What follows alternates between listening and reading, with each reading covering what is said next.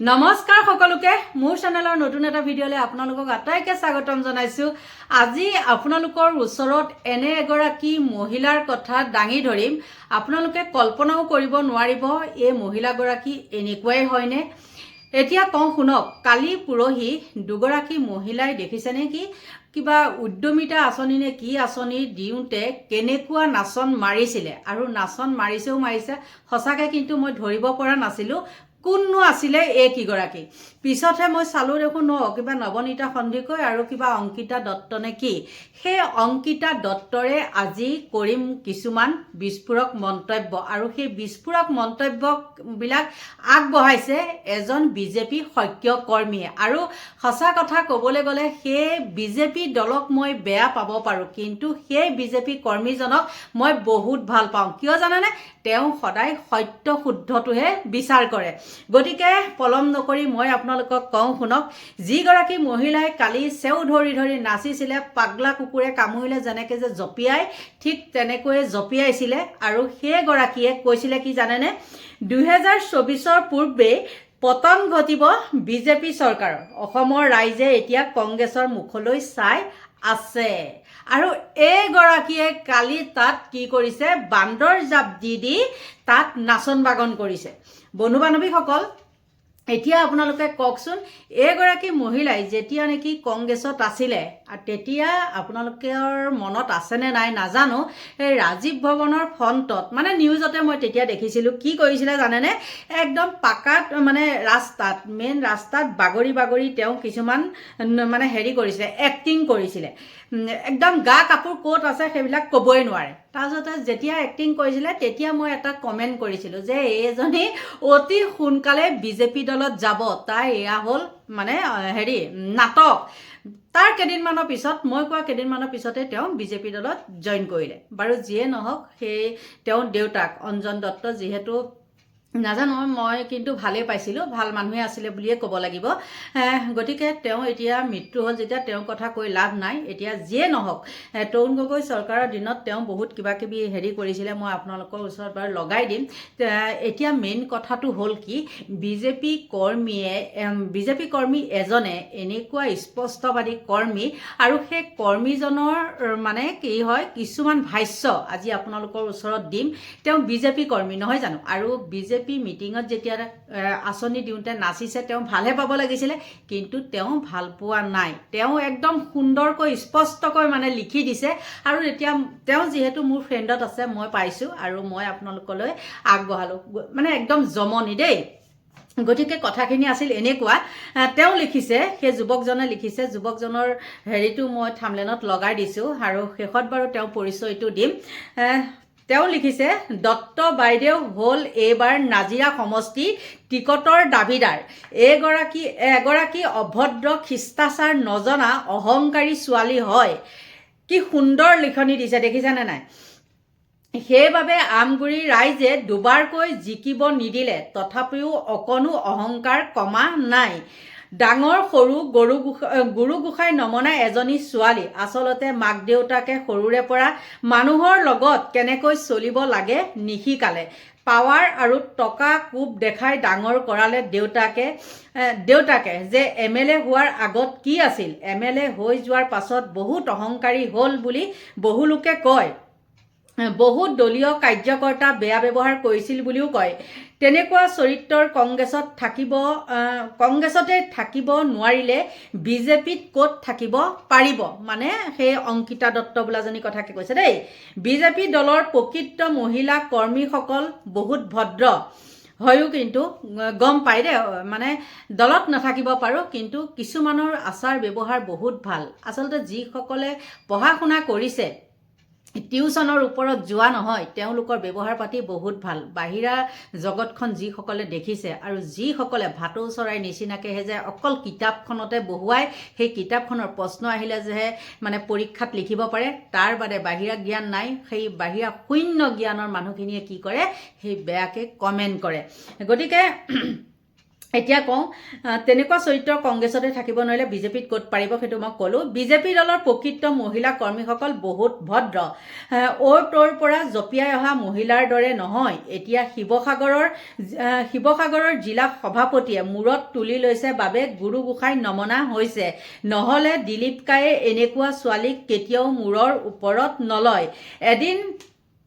এদিন জিলা সভাপতিয়ে মুখৰ আগতে ঠেং নচুৱাই কথা পাতিব সেইদিনা সভাপতিয়ে বুজি পাব তেখেতক টকা বেছি আছে বাবে হয়তো এইবোৰ চকু মুদিও থাকিব পাৰে। মামাৰ লেবেল বৰকৈ ফালি থাকে। মামা ইমান কেঁচা খেলুৱৈ নহয় যে এজনী দন্দুৰী ছোৱালীৰ লগত সময় নষ্ট কৰিবলৈ। মুখ্যমন্ত্ৰীয়েতো সেইবিলাকত পাকৈত আছে, তেওঁ গম পায় ক'ত কেনেকৈ কি কৰিব লাগে। মামাই এতিয়াও পাহৰি যোৱা নাই তেখেতৰ দেউতাকে কংগ্ৰেছত থাকোঁতে মামাক কি কৰিছিল। গতিকে বন্ধু বান্ধৱীসকল, এনেকুৱা এজন বিজেপিত আমি যদি কওঁ বোলে বিজেপিত একেবাৰে মানে ফটুৱা মানুহখিনি আছে, তেনেকৈ ক'লেও কিন্তু বহুত ভুল হ'ব। বিজেপিত বহুত জনা শুনা সত্যশুদ্ধ মানুহো আছে। ঠিক তেনেকৈ মই অন্য উদাহৰণ দিবলৈ নাযাওঁ। মই যিজন পিকচাৰখন লগাই দিছোঁ থাম্বনেইলত, সেই যুৱকজন হ'ল অজিত সোণোৱাল, আৰু তেওঁ সুন্দৰভাৱে কথাখিনি লিখিছে। মোৰ পঢ়াত হয়তো অকণমান মানে সময়ৰ কাৰণে খেলি মেলি হ'ব পাৰে। এতিয়া 10:10 হৈছে, গম পাইছে, ভাতেই বনোৱা নাই। গতিকে বন্ধু বান্ধৱীসকল, সেই অজিত সোণোৱালৰ যেতিয়া পোষ্টটো পাইছোঁ, পোৱাৰ লগে লগে মই ভাবিলোঁ নাই ভিডিঅ' এটা বনাওঁ, কাৰণ তেওঁ সৎ সাহসিকতাৰ পৰিচয়টো মই দিব লাগিব, নহয়নে? সেই সোণোৱালৰ কথাহে কৈছোঁ, সেই ফটুৱাজনীৰ কথা কোৱা নাই।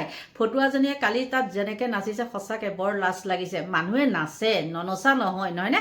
নচাটো বেয়া নহয়, কিন্তু মই সঁচা কথা ভাবিছোঁ এজনী ছোৱালী নহয়, এজনী মাইকী মানুহে হয়তো তেনেকুৱাই কি নাজানো আৰু মানে একদম কিবা ধৰণৰ আৰু ফটুৱামিৰো এটা সীমা থাকে নহয় জানো? মানে এইবিলাক নিজক বিক্ৰী কৰি হ'লেও মানে তেওঁ টিকটটো লোৱাৰ বুদ্ধিয়ে, কিন্তু তেওঁ টিকটটো ইমান সহজে নাপায়। বাৰু যি কি নহওক, আপোনালোকৰ মাজলৈ মই সেই অজিত সোণোৱালে এটা ভিডিঅ' দাঙি ধৰিছিলে, আৰু সেই ভিডিঅ'টো আপোনালোকক লগাই দিছোঁ, চাওক।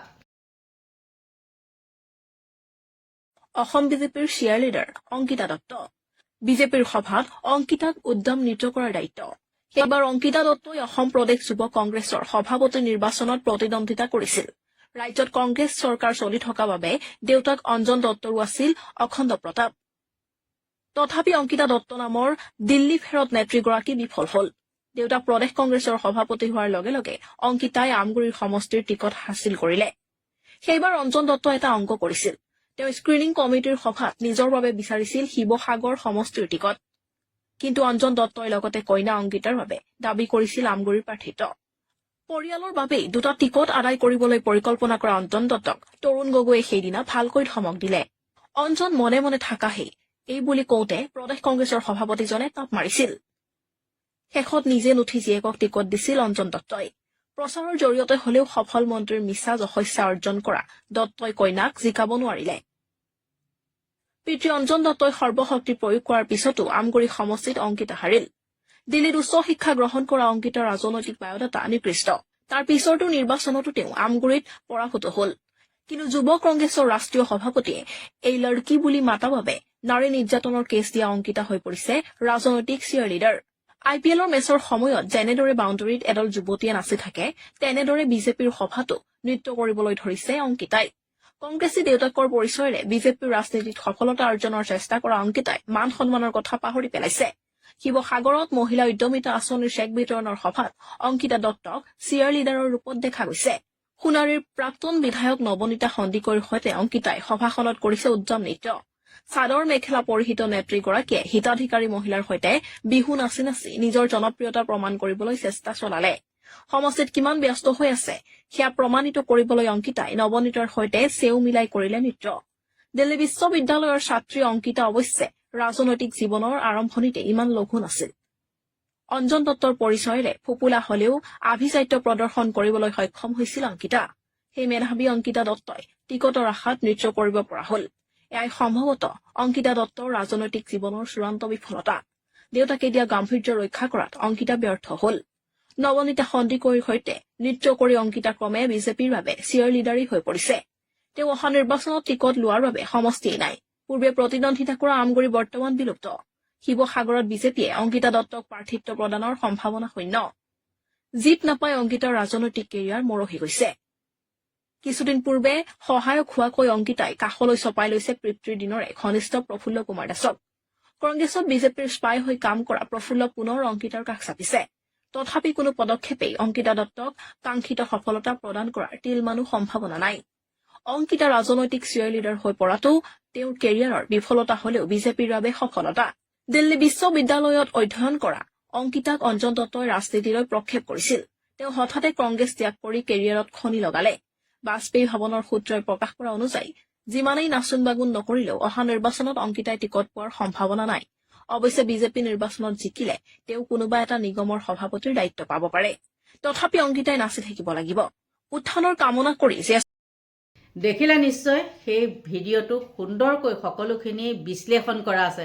গতিকে বন্ধু বান্ধৱীসকল, এইজনীয়ে হ'ল অহংকাৰী আৰু তেওঁলোকৰ নিজৰ দলৰ কৰ্মীয়ে কৈছে যেতিয়া নোহোৱাকৈ, বিশেষতে এই অজিত সোণোৱালে কোৱা কথাবিলাক একদম মিছা নহয়। তেওঁ যিটো কথা কয় একদম সত্য শুদ্ধ কথাটো কয় আৰু বহুত বহুত ধন্যবাদ দিছোঁ। তেওঁ যাতে তেনেকৈ আগুৱাই গৈ থাকে, শেষত যাতে তেওঁ কিবা এটা মানে বিজেপি দলৰে কিবা এটা হওক, এনেইতো বাৰু আছেই দেই, এনেইতো আছেই, তাৰ মাজতো ভাল কিবা এটা পদত থাকিব পাৰে, তাকেই কামনা কৰিছোঁ আৰু মোৰ ভিডিঅ'টো ইমানটা সামৰণি মাৰিছোঁ।